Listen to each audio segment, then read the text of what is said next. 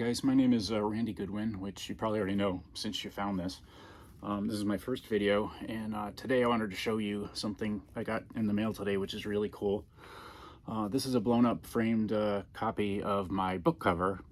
Let me just turn this so you can get rid of some of the glare so you can see it a little bit better. It's for my book that's going to be out in September 12th, I believe.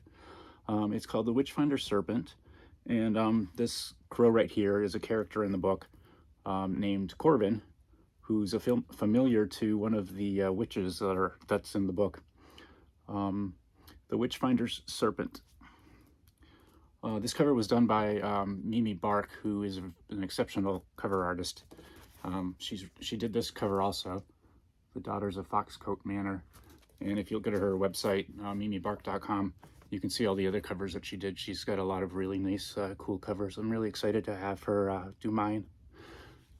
So The Witchfinder Serpent is a story about a teenage boy and his brother who find themselves orphaned, and they go to live with their aunt Celia in Windsor, Connecticut, who lives in a huge Victorian mansion. They don't know anything about their aunt, and eventually they find out that she is a 350-year-old witch who is a relative of Alice Young, who was the first woman who was executed as a witch in America.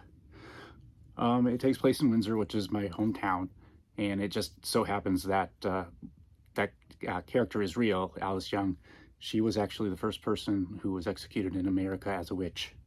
The Witchfinder Serpent itself is actually a metallic bracelet shaped like a snake that Nate and his brother find, and when Nate picks it up, it wraps itself around his arm and embeds itself into his flesh, and he can't remove it. They also, at the same time, end up inadvertently freeing their Aunt Celia's 350-year-old nemesis, who is a bad guy, and who wants his bracelet back. So the story is about how he deals with that, and I hope you think it's exciting. This is the first book of probably a trilogy, maybe more, but I have the second book written already, and thoughts on the third.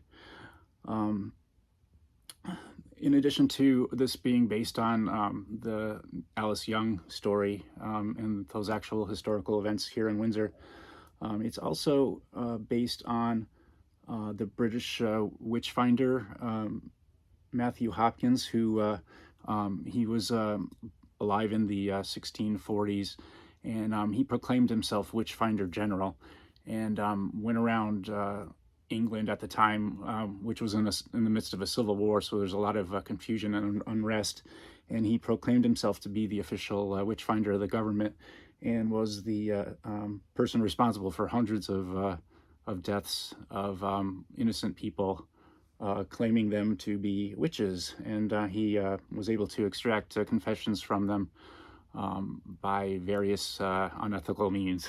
So surprisingly, in America, he's not really that well known. When we think of witch hunts, we think of Salem, Massachusetts, obviously, but in England, he's very well known, and he actually did a lot more damage than the events that took place in Salem. But that's it. Again, hope you like the book when it comes out, which will be in September. I'll try to do some more videos when some cool things happen. But for now, that's it. Thank you.